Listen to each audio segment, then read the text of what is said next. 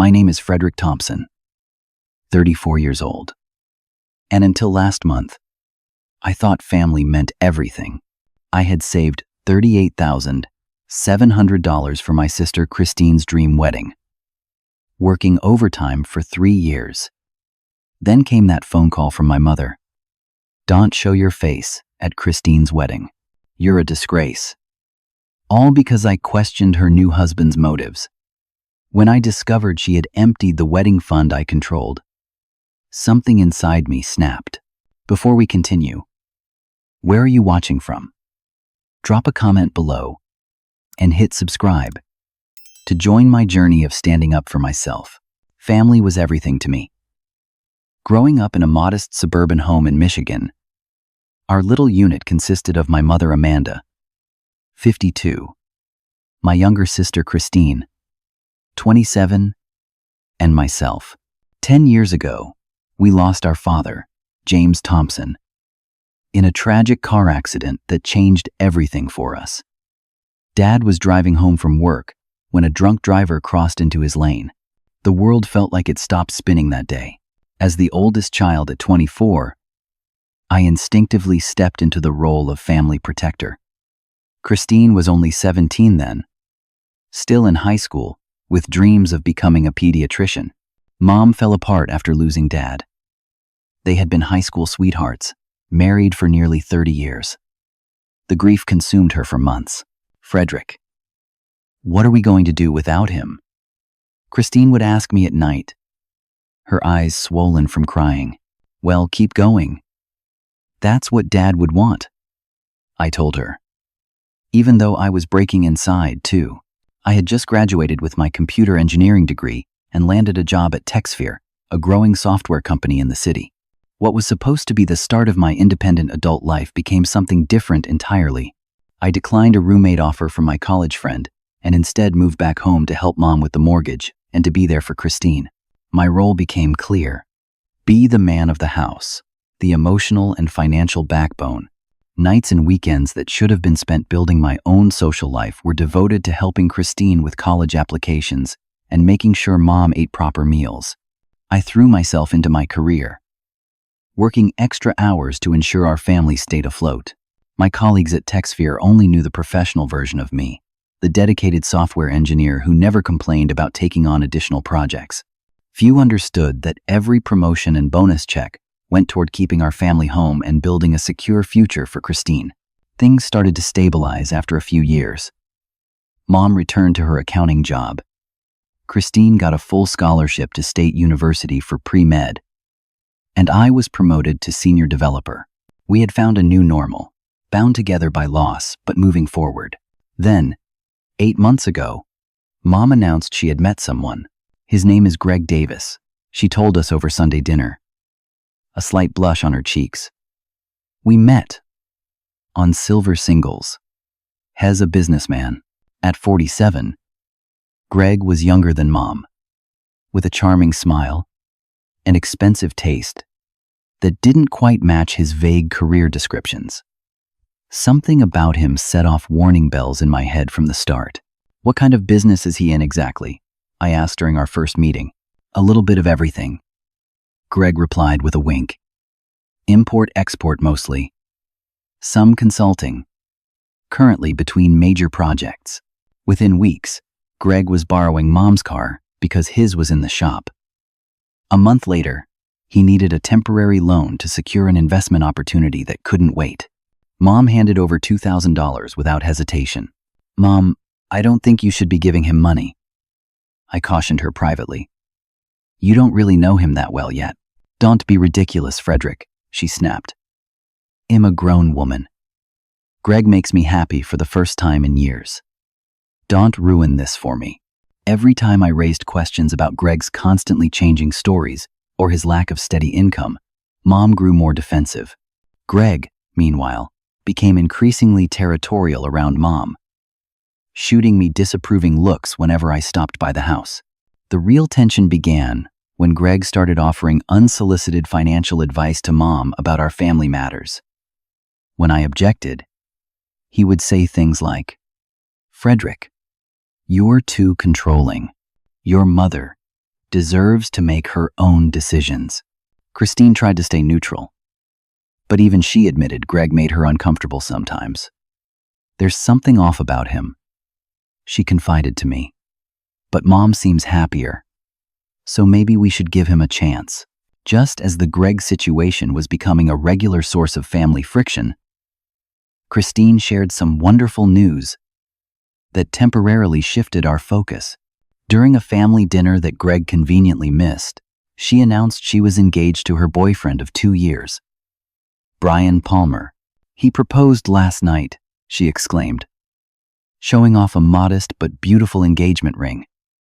We want to get married next June, at that vineyard in Napa Valley we visited last year. Seeing her so happy brought me the first genuine joy I'd felt in months. My little sister was building her future with a man who truly loved her, something I had put on hold to take care of our family. I can't wait to start planning, Christine said, eyes bright with excitement. Though I have no idea how we'll afford the venue. Before I could stop myself, I heard my own voice saying, "I'll pay for it. All of it. Consider it my gift to you." The look of surprise and joy on her face made the impulsive offer worth it, even though I had no idea at that moment just how much that promise would cost me. Brian Palmer was everything I could have hoped for in a brother-in-law. At 29, he had already established himself as a respected pediatrician at Children's Hospital. More importantly, he looked at Christine like she hung the moon and stars. Their relationship had begun 2 years earlier when they met at a hospital fundraiser, where Christine was volunteering during medical school. I knew she was special the moment she corrected my diagnosis during a charity pediatric clinic. Brian told me over beers one night. Most students would be too intimidated, but Christine just quietly pulled me aside and suggested we run an additional test. She was right, of course. Their relationship progressed naturally, built on mutual respect and shared values. Unlike Greg, Brian had a transparent life, a stable career, close relationships with his family, and financial responsibility. He had even saved for a down payment on a modest house they planned to move into after the wedding. "I want to give Christine everything she deserves," Brian said earnestly. "But medical school debt is no joke. Don't worry about the wedding," I assured him. "It's my gift to both of you." What Brian didn't know was that I'd already been setting aside money for Christine for years, imagining it might help with a house down payment or student loans. Now, I'd committed to funding an entire wedding, which I quickly learned would cost significantly more than I'd anticipated. The average American wedding costs around $30,000. But Christine had fallen in love with a luxury venue at Vineyard Estates in Napa Valley. That alone would cost $20,000. Add in catering, flowers, photography, dresses, and flights for family members scattered across the country, and the budget quickly ballooned. I didn't flinch. Instead, I took on additional consulting projects on weekends, canceled my gym membership, moved to a smaller apartment, and cut expenses everywhere possible. My dating life, already minimal, became non-existent. Every dollar saved went into a special account I created specifically for Christine's wedding. "You don't have to do this," Christine told me one day as we toured the vineyard. "We could find somewhere less expensive. This is where you've always wanted to get married," I replied, watching her eyes light up as she gazed at the rolling hills covered in grapevines. "And I want you to have exactly what you want." For 3 years, I lived frugally and worked relentlessly. While my colleagues bought new cars and took exotic vacations, I drove my 10-year-old sedan and spent holidays working. The wedding fund grew steadily. $10,000, $20,000, $30,000, and beyond. I wanted a cushion for unexpected expenses. I set up the wedding fund account with just my name on it, though I kept meticulous records of every deposit and planned expense. I wanted to protect the money from impulsive decisions and ensure everything was paid exactly when needed. Christine and Mom were involved in all the planning decisions, but I managed the payments. It's so beautiful, Mom gushed during a menu tasting at the venue. Your father would be so proud of you both. Greg had been surprisingly absent from most wedding planning activities until about 4 months before the big day. Suddenly, he developed an intense interest in the wedding details, especially the financial aspects. Seems like a waste to spend so much on just one day, he commented while looking over my shoulder at the budget spreadsheet I'd left open on my laptop. Wouldn't it make more sense to give the kids the cash for a house down payment? This is what Christine wants, I replied firmly. And it's my money to give how I choose. Just saying. Frederick, for someone so concerned about financial stability, you're blowing a lot of cash on flowers that will die in a day, he said, with a smirk. The comment stung because part of me had thought the same thing, but this wasn't about practical financial decisions. It was about fulfilling a promise to my sister and giving her the day she deserved after all she'd been through. Greg began suggesting more affordable alternatives for everything from the venue to the photographer. At first, Mom politely deflected these suggestions, but gradually, she began to echo his sentiments. Maybe Greg has a point about the champagne toast, she said during one planning session. Do we really need the premium option? Small disagreements grew into heated debates. Greg positioned himself as the voice of financial reason, while portraying me as frivolously spending money I couldn't afford to impress people. Frederick just wants everyone to think Hez some big shot, I overheard Greg telling Mom one evening. Hez always been competitive with Christine, trying to buy her affection because she's more successful in her career. The accusation was so absurd it left me speechless. I had sacrificed my own goals to support Christine. How could anyone twist that into competition or jealousy? What Greg didn't know was that I had already saved the full amount needed for the wedding. Every vendor was researched thoroughly, contracts negotiated carefully, and payments scheduled strategically. The $38,700 sitting in my dedicated account represented countless overtime hours and personal sacrifices. As tensions with Greg escalated, I focused on the joy in Christine's eyes when she found her perfect wedding dress, the excitement in her voice when discussing honeymoon plans, and the gratitude Brian expressed whenever we met. These moments reminded me why I was doing this. You know, Brian said during his bachelor party weekend, Christine tells everyone her big brother is her hero.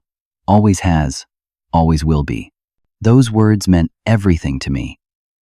Little did I know that Greg was already working to undermine the foundation of trust ID, built with my family over a lifetime. The first major crack in our family dynamic appeared during a Sunday dinner at Mom's house, 3 months before the wedding. Greg had been unusually attentive that day, refilling wine glasses and steering conversation toward financial topics. So, Frederick, Greg said casually as he carved the roast, Christine mentioned, you've set aside almost $40,000 for this shindig. That's quite the nest egg for someone your age to part with. I noticed the calculated way he emphasized the amount, as if questioning how I could possibly have such savings. I've been saving specifically for this for years, I replied evenly. It's important to me. Just seems like an awful lot of control you're exerting over the whole affair, Greg continued. Amanda tells me you're the only one with access to the account. Bit strange, don't you think? My mother looked uncomfortable, but didn't contradict him. That silence hurt more than anything Greg could say. The account is in my name because I'm making all the payments, I explained, trying to keep my tone neutral.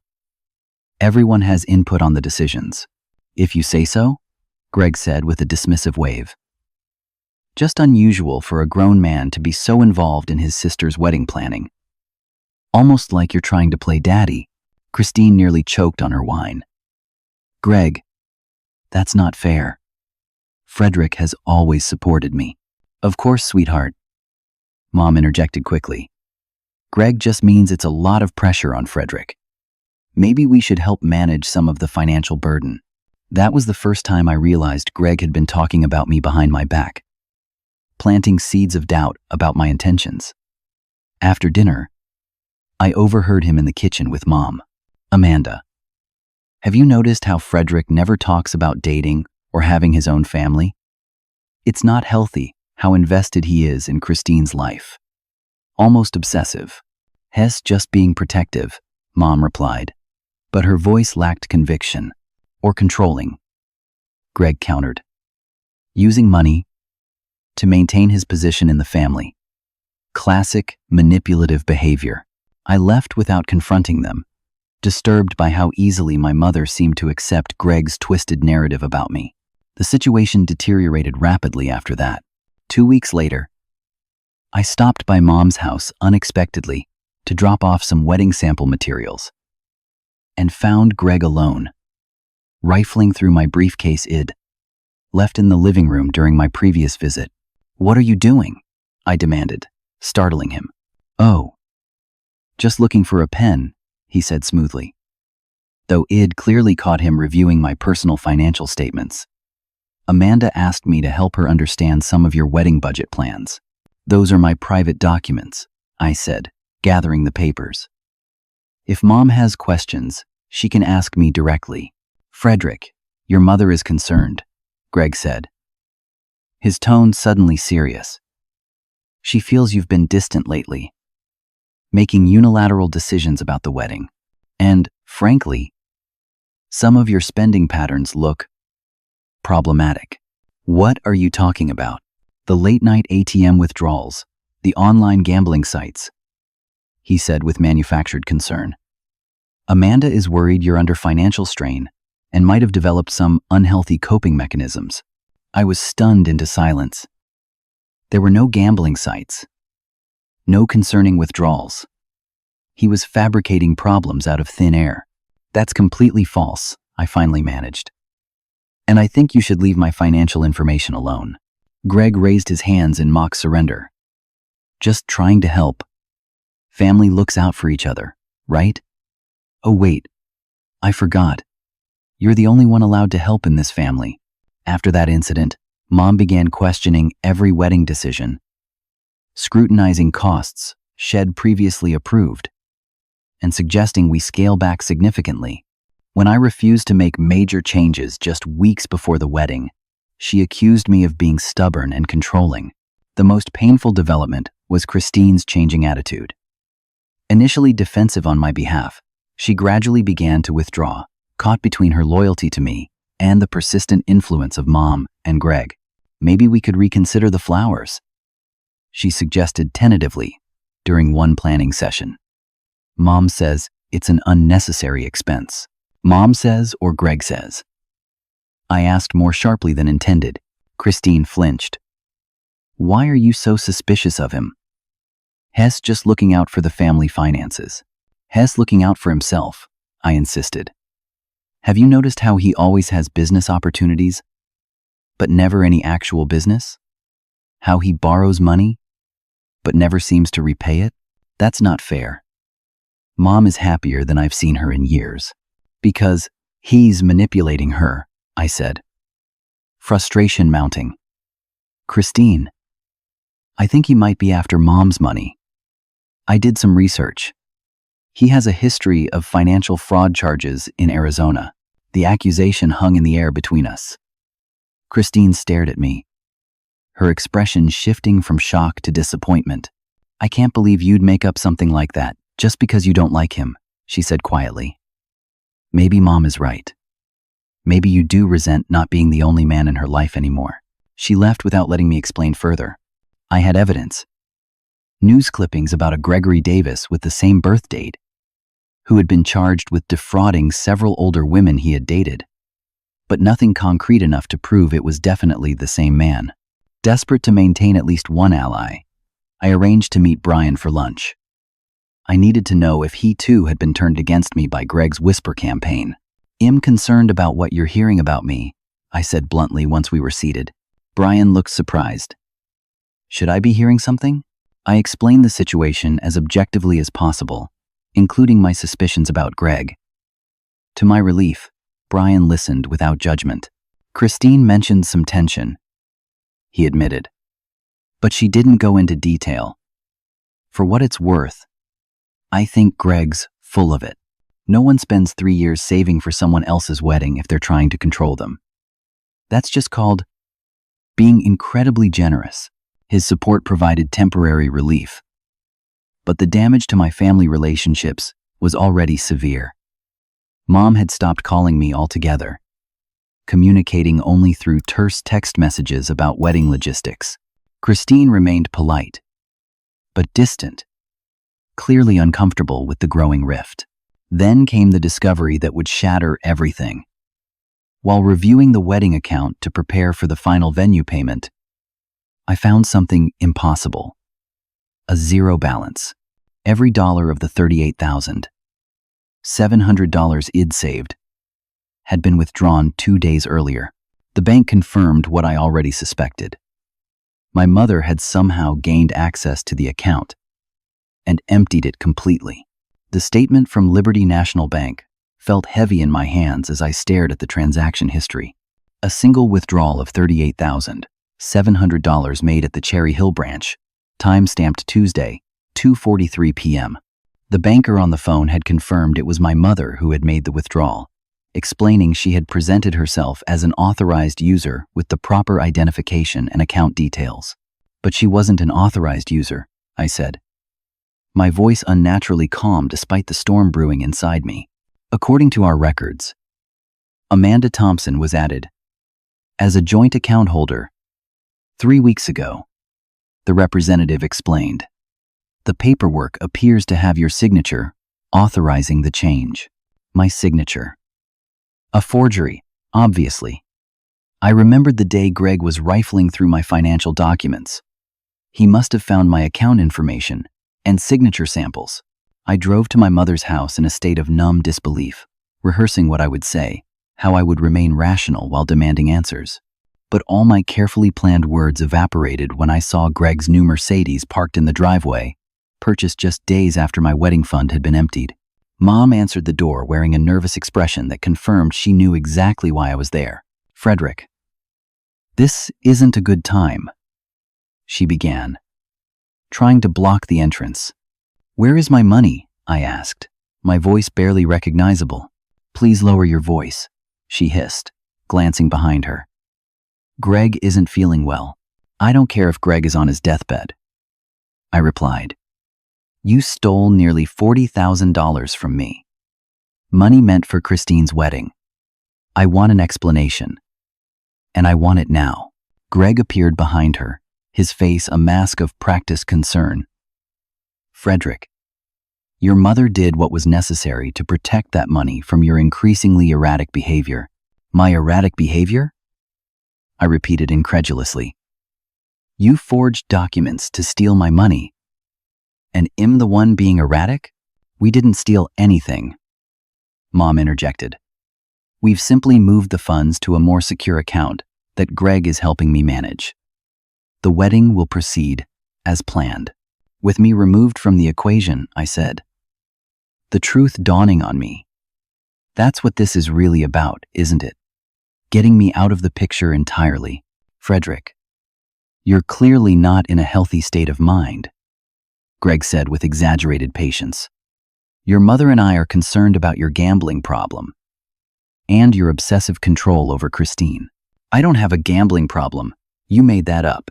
We have evidence, Greg countered smoothly. Bank withdrawals at casino ATMs, online betting accounts. Show me this evidence, I challenged, knowing it didn't exist. We don't have to justify ourselves to you, Mom said, her voice hardening. The fact is, you've become increasingly difficult since Greg and I got serious. Your jealousy is affecting your judgment. Jealousy? I laughed bitterly. Mom, he is using you. The same way he used those women in Arizona, before he cleaned out their bank accounts and disappeared. Mom's face flushed with anger. How dare you make up vicious lies about Greg? He told me you'd try something like this if you felt your control slipping away. Google Gregory Davis fraud Arizona, I said desperately. The evidence is there. If you'd just look. Enough, Mom shouted. I want you to leave. And until you're ready to apologize to Greg and me, don't bother coming back. What about Christine's wedding? I asked, suddenly remembering the reason for all this. The venue payment is due next week. Well, handle it, Greg said with a dismissive wave. Your services are no longer required. You can't just cut me out of my own sister's wedding, I protested. That's when Mom delivered the blow that would haunt me for months to come. Her voice was cold, unrecognizable as she said, "Don't show your face at Christine's wedding. You're a disgrace to this family." I stood there, unable to process that these words had come from the woman who had once bandaged my scraped knees and praised my smallest achievements. The mother I had supported through her darkest grief. "Mom, please," I said, my voice breaking. "Don't do this." But she had already closed the door in my face. That night, Christine called. I could tell she'd been crying from the raspy quality of her voice. "What did you say to Mom?" she demanded without preamble. "She's completely upset. Did she tell you she emptied the wedding account?" I asked. A pause. "She said she had to move the money to protect it because you're having problems. And you believe that?" The hurt in my voice was unmistakable. "I don't know what to believe anymore," Christine admitted. "Mom says you accused Greg of being some kind of criminal without any proof. I have proof. News articles, court records. If you'd just look." "Frederick, please," she interrupted, her voice weary. "The wedding is in 3 weeks. Can you just apologize so we can move past this? It's supposed to be the happiest day of my life. And instead, my family is falling apart." The plea cut deep. Christine had always been my priority. Her happiness, my mission, since the day our father died. But apologizing would mean surrendering to Greg's manipulation, validating his lies, and potentially enabling him to steal even more from our vulnerable mother. "I'm sorry, Christine," I said finally, "but I can't apologize for telling the truth.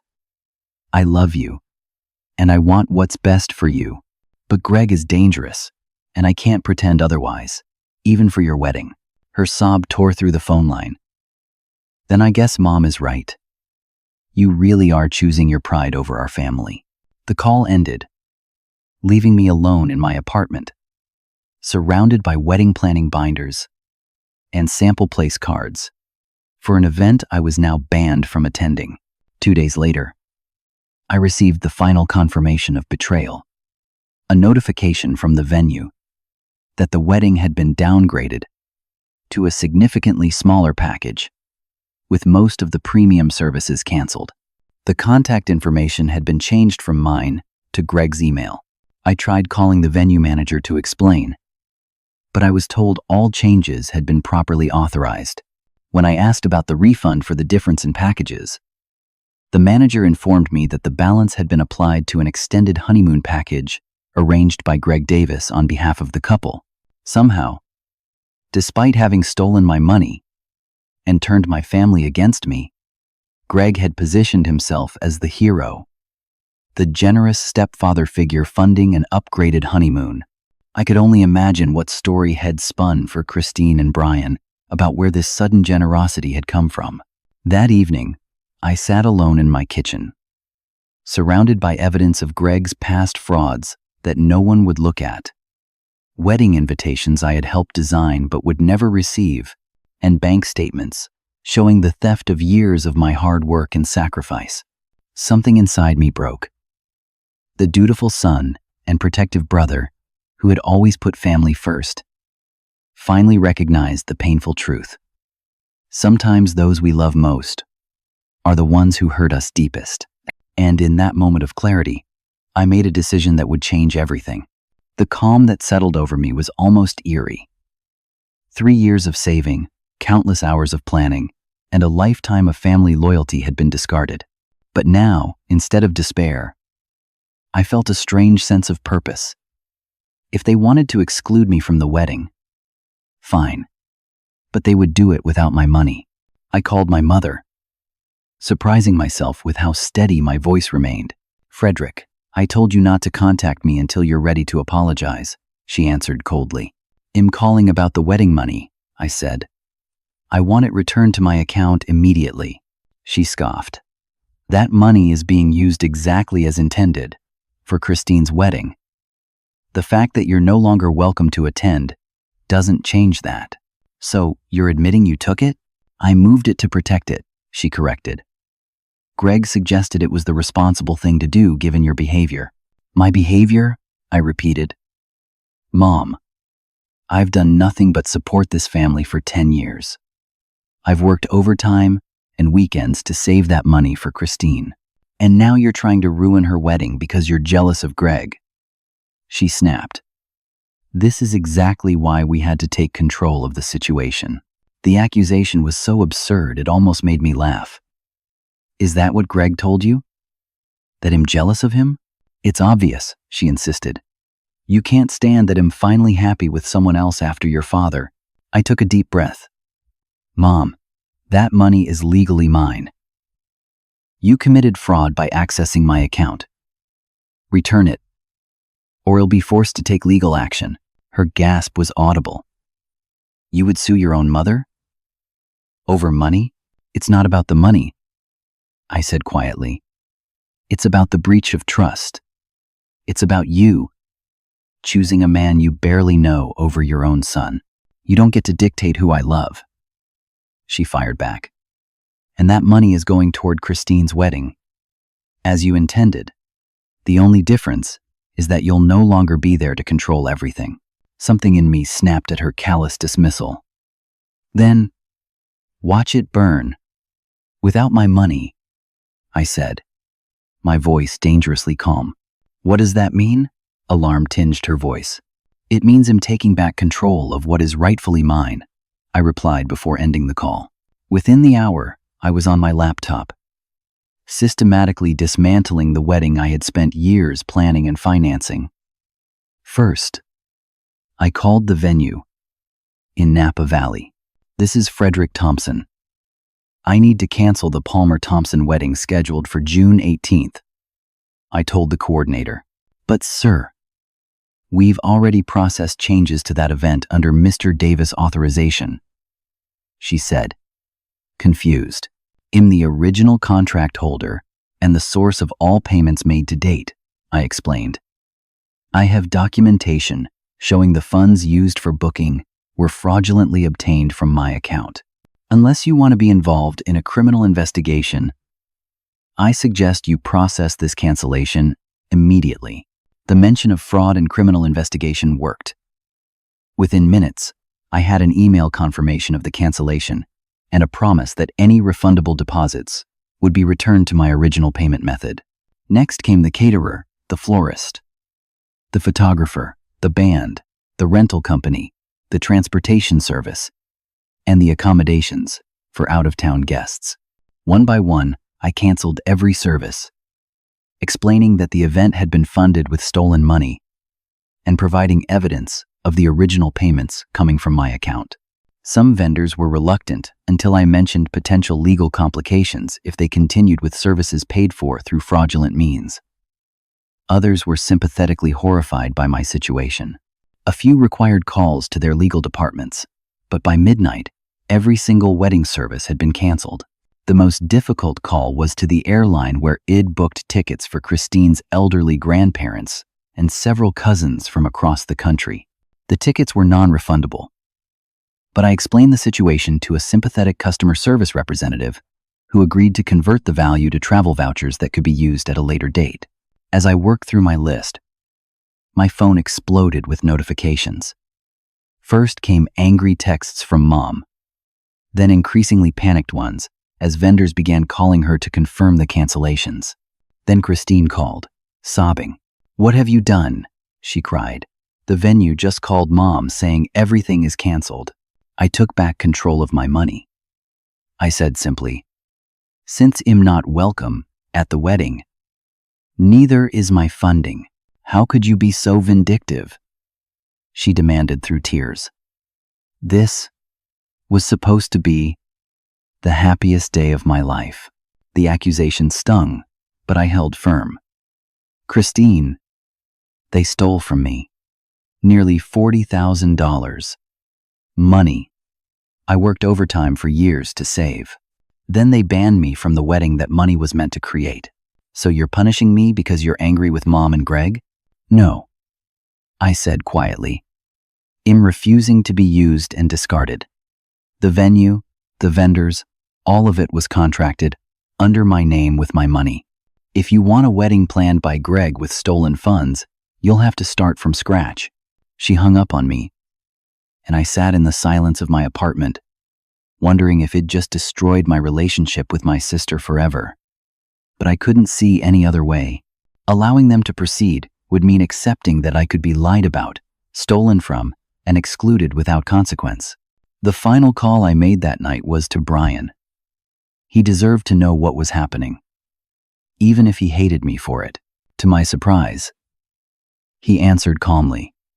Frederick, I figured I'd be hearing from you. You know what's happening? I asked. Christine called. Hysterical about wedding cancellations, he said. But she wasn't making much sense about why. Something about you being jealous and vindictive. I explained everything, from Greg's arrival in our lives to the theft of the wedding fund to my mother's ultimate rejection. I told him about the evidence it gathered on Greg's past, and how no one would even look at it. So you canceled everything, he concluded when I finished. Yes, I admitted. I know that affects you too, and I'm sorry for that. But I couldn't let them use my money to host an event I was banned from attending. There was a long pause before Brian spoke again. You know, when Christine and I first got engaged, she told me how lucky she was to have a brother who always put her happiness first. She said you'd been her rock since your dad died. The words were like a knife to my heart. I thought I was. For what it's worth, Brian continued, I never bought Greg's concerned act. The timing of his Mercedes purchase didn't escape my notice. You believe me? I asked, hardly daring to hope. Let's just say I'm open to seeing this evidence you've collected, he replied. Christine deserves to know the truth. Whatever at Island, we arranged to meet the following morning. Brian, with his analytical doctor's mind, might be my only hope of getting through to Christine. If she could see the truth about Greg, maybe there was still a chance to salvage something from this disaster. As I finally went to bed that night, my phone buzzed with one final text from my mother. How dare you destroy Christine's wedding? You are no longer my son. The words should have devastated me. Instead, they strengthened my resolve. For the first time in 10 years, I was fighting back against being taken for granted. And whatever happened next, I would face it on my own terms. Brian arrived at my apartment at 7:30 the next morning, looking tired but determined. Without preamble, he said, Show me everything you have.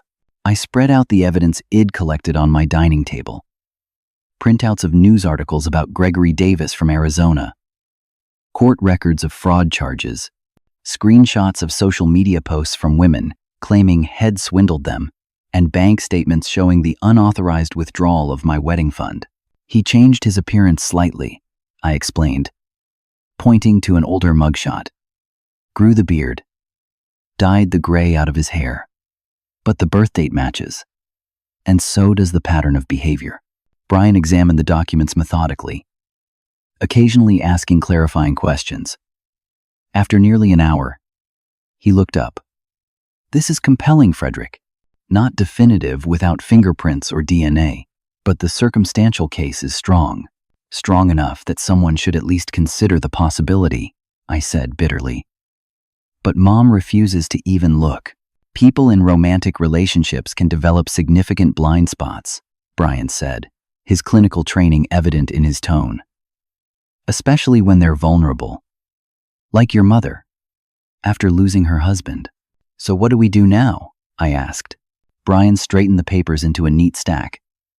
We show Christine. Together. She trusts both of us. And seeing us united, might break through the narrative Greg has created. Christine agreed to meet us at a coffee shop, though her terse message made it clear she was doing so only because Brian insisted. When she arrived, her eyes were red-rimmed from crying, and she pointedly sat as far from me as possible. "You've ruined everything," were her first words to me. "The venue is booked solid for the next year. The caterer won't work with us again, even if we could reschedule. Most of our relatives have already bought non-refundable plane tickets they can't use now. I converted those to travel vouchers," I said quietly. "They can use them whenever the wedding is rescheduled." She looked momentarily surprised before her expression hardened again. "That doesn't fix what you've done out of spite." "It's not spite, Christine," Brian interjected gently. "Frederick has legitimate concerns that I think you need to hear." She turned to him, betrayal flashing across her face. "You're taking his side?" "I'm not taking sides," Brian said firmly. "I'm a doctor. I evaluate evidence before making a diagnosis. Will you at least look at what Frederick has gathered?" Reluctantly, Christine allowed us to show her the documents. At first, she was dismissive, but as we walked her through the pattern of behavior that matched Greg's actions exactly, her resistance began to waver. "These could be about someone else with the same name," she argued, but with less conviction. "That's possible," I acknowledged. "But doesn't the similarity warrant at least looking deeper?" "Mom won't even consider the possibility, because she's in love with him," Christine said defensively. "Yes," I agreed. "And love can make people vulnerable. Like me, loving my family enough to let Greg manipulate me out of nearly $40,000. The mention of the money seemed to hit home. Christine frowned. "Mom said that money is still going toward our wedding, after they downgraded everything and apparently allocated some for a honeymoon package you never asked for?" I challenged. Christine's eyes widened. "How did you know about that?" Greg said it was a surprise. "Because I called the venue after receiving a notification about the changes," I explained. "Just like I found out he bought a new Mercedes 2 days after the money was withdrawn from my account." A crack appeared in Christine's certainty. She looked to Brian, who nodded confirmation. "The timeline matches. Christine, and your mother and Greg have been evasive about exactly how the money is being managed. The confrontation might have ended there, with Christine taking the evidence to consider privately, had fate not intervened."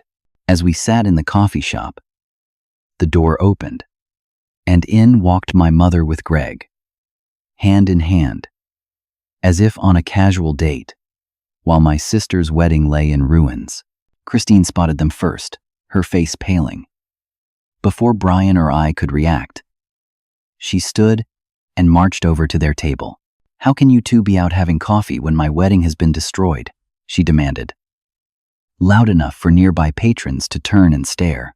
Mom looked startled, while Greg immediately adopted his concerned expression. "Christine, sweetheart, we're working on solutions. In fact, we've been making calls all morning." "Really?" "Because it looks like you're having lattes while my life falls apart," Christine shot back. I approached cautiously, Brian at my side. "Christine, maybe we should take this somewhere private." Greg's face darkened when he saw me. "You have some nerve showing up here after what you've done." "What I've done?" I repeated incredulously.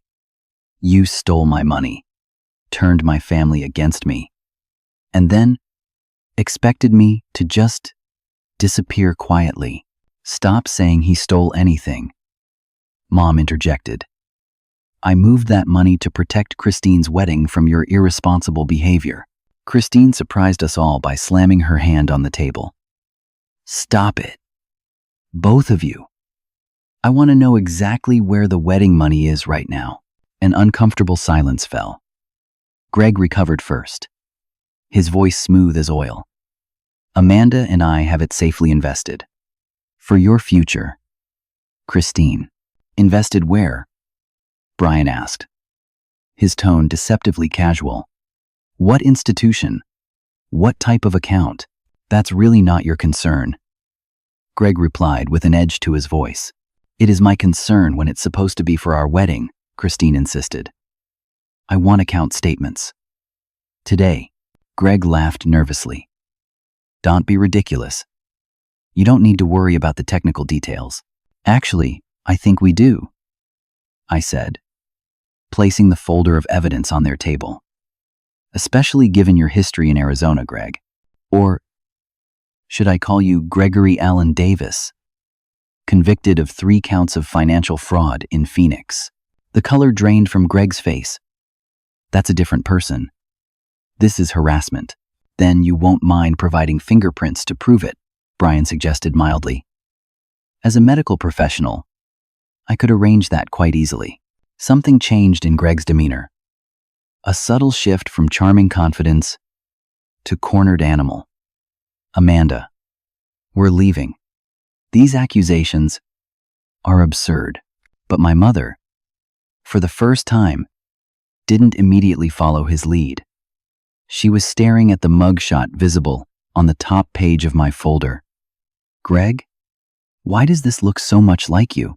It's obviously been doctored, Greg snapped, standing abruptly. Frederick is clearly disturbed. Hes trying to control you through fear. Just like I told you. I'm not trying to control anyone, I said evenly. I'm trying to protect my family from a con artist who's done this before. Greg grabbed my mother's arm. We're leaving. Now, his forceful tone seemed to trigger something in my mother. She pulled back slightly. Greg, maybe we should just look at what Frederick has found. If it's nothing, then I said we're leaving. Greg shouted, yanking her arm hard enough that she cried out in pain. That single action shattered the last of the illusion. Brian immediately stepped between them, his doctor instincts kicking in. Take your hand off her right now. A coffee shop employee approached, phone in hand. Is everything okay here? Do I need to call someone? Greg looked around, suddenly aware of the audience watching the scene unfold. His eyes darted toward the exit. Calculating. The wedding money, Christine said, her voice shaking with anger. Where is it, Greg? Did you spend it already? You ungrateful little. Greg began, but stopped himself. Then, in a move none of us anticipated, he shoved Brian hard, sending him crashing into a nearby table, and bolted for the door. I moved to follow, but Mom grabbed my arm. Let him go, she said, her voice hollow with shock. I think you might be right about him. The police arrived minutes later, responding to the coffee shop employee's call about the disturbance. What began as a simple report about a physical altercation quickly escalated when the responding officer ran Greg's name through their system. Gregory Allen Davis? The officer confirmed, looking up from his tablet. There's an outstanding warrant for him in Arizona. Violation of probation on fraud charges. The revelation hit my mother like a physical blow. She sank into a chair, her face ashen. I gave him access to all my accounts, she whispered. The house equity line of credit. Everything. While the police took statements and put out an alert for Greg, Christine sat beside our mother, holding her hand. The anger shed directed at me earlier had transformed into shocked disbelief. I couldn't see it, Mom kept saying. He was so convincing, so caring. That's how predators like him operate, I explained gently. They identify vulnerable people and become whatever those people need them to be. The police left with copies of my evidence and promises to keep us updated. As we sat in the aftermath, the adrenaline fading, the full impact of what had happened began to sink in. The wedding money, Christine said suddenly. If he took it, it's gone, Mom confirmed, tears streaming down her face. The joint account we opened. I checked it this morning. There was only $23 left. He said he was making the venue payments, but he wasn't. I finished for her. He was canceling services and pocketing the refunds even before I stepped in. Brian, nursing a bruised shoulder from his fall, joined us at the table. "So, where does this leave us?" "The wedding, I mean." Christine looked at him with tear-filled eyes. "How can I think about a wedding right now? Mom might lose her house. My brother hates me. Everything is ruined. I don't hate you," I said softly. "I could never hate you, Christine. I was hurt and angry, but you're still my sister." "But I believed him over you," she said, fresh tears falling. "After everything you've done for me. How can you ever forgive that?" I reached across the table and took her hand. "Because that's what family does. Real family." Mom looked at me, her expression broken with regret. "Frederick, the things I said to you, we have time to work through that," I assured her, though I knew rebuilding that trust would take much longer than a coffee shop conversation. "Right now, we need to focus on damage control." Greg was arrested that evening trying to board a flight to Mexico. The police found him with over $15,000 in cash, a new passport under a different name, and my mother's jewelry in his luggage. The money Head stolen from the wedding fund was largely gone, spent on the Mercedes, which Head purchased with cash, first-class airfare, and other luxuries. In the days that followed, we learned the full extent of his deception. Head opened credit cards in my mother's name. Head been planning to sell her house out from under her through forged power of attorney documents. Head even begun the process of accessing Christine's student loan accounts. The betrayal was complete and devastating, but in its wake, something unexpected happened. Our broken family began to heal, bound together by the shared experience of having trusted the wrong person and the determination to rebuild what had been damaged. 6 months later, on a crisp December morning, I stood beside Christine on a small stretch of beach in Southern California. She was radiant in a simple white dress that caught the breeze, a far cry from the elaborate gown shed originally chosen for the vineyard wedding. "Are you ready?" I asked, offering my arm.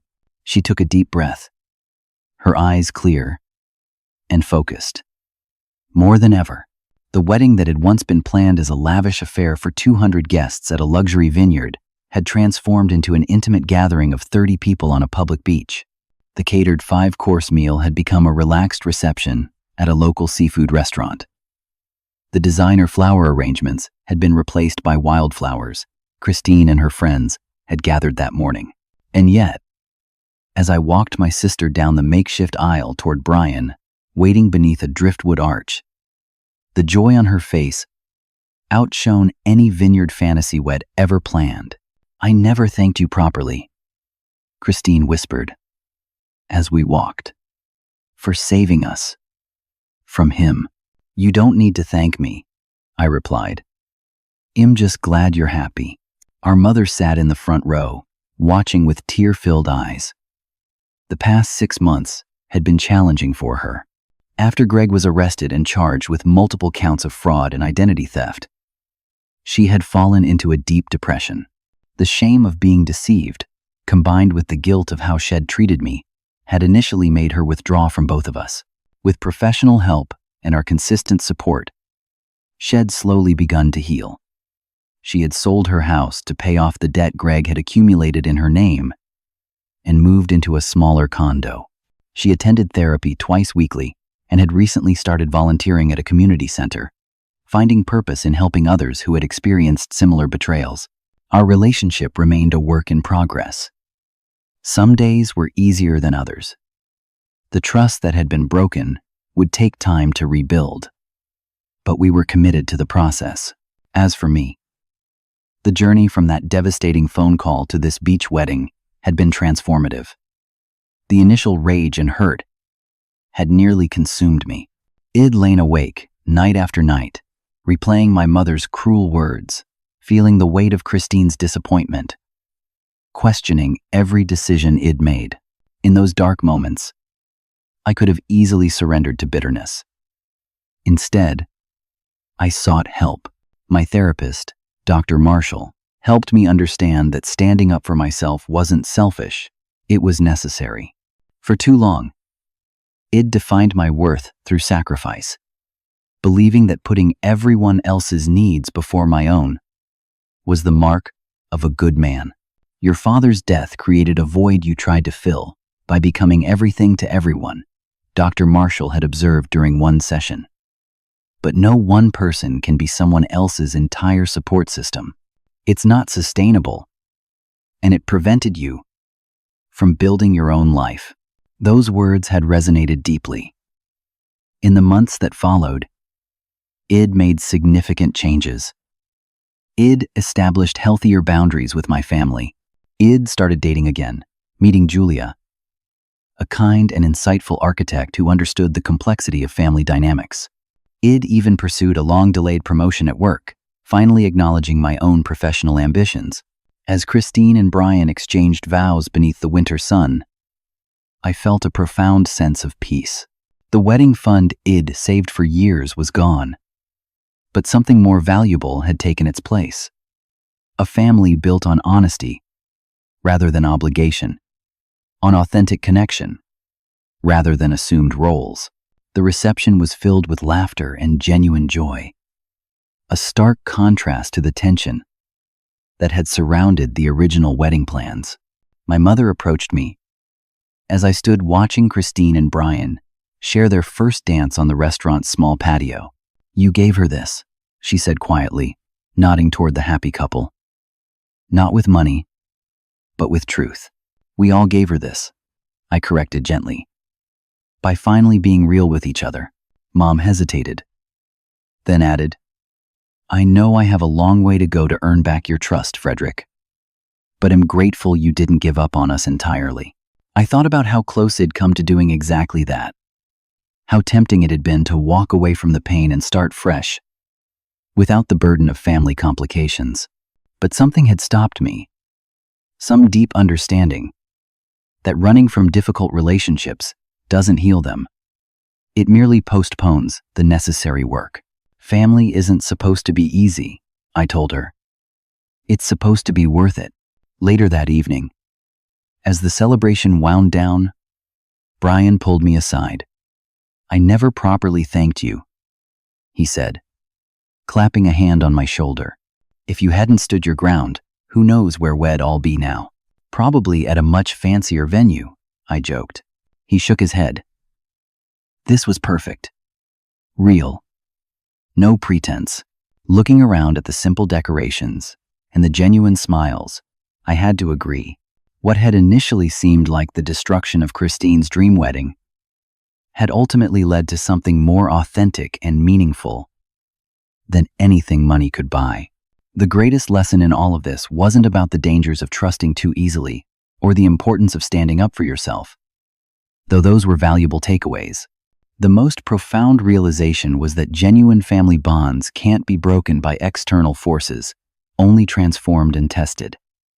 And sometimes, those tests reveal strengths we never knew we possessed. As I drove home that night, I reflected on the strange journey that had begun with those harsh words from my mother. "Don't show your face at Christine's wedding. You're a disgrace." Words that had once cut me to the core now seemed almost like a bizarre gift, a painful but necessary catalyst for change. Sometimes the family we choose becomes more important than the family we're born into. And in that choice, I found not just my voice, but my freedom. Have you ever had to stand up to someone you loved to protect yourself or others? Share your story in the comments below. If you found value in my experience, please hit the like button and subscribe to join our community of people learning to build healthier relationships. Thank you for listening. And remember, setting boundaries isn't selfish. It's essential for authentic connections.